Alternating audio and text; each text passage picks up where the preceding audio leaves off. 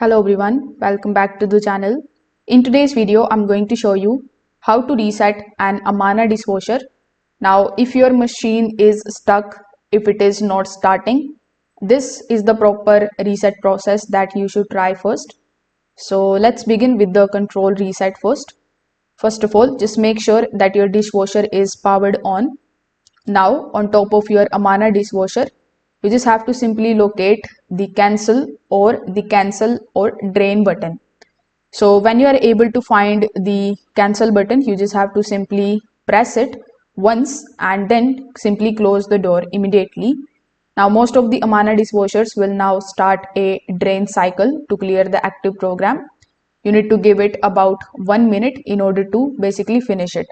Now, if the controls still aren't responding, you can perform a full reset.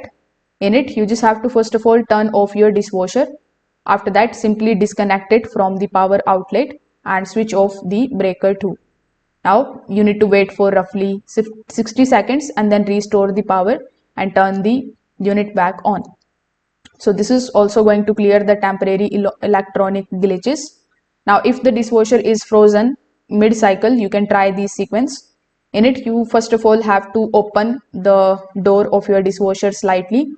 After that, simply press the cancel or the drain button, then close the door. So this particular process is going to force the system to exit the current wash cycle. So you can try these reset methods and see if it is working properly.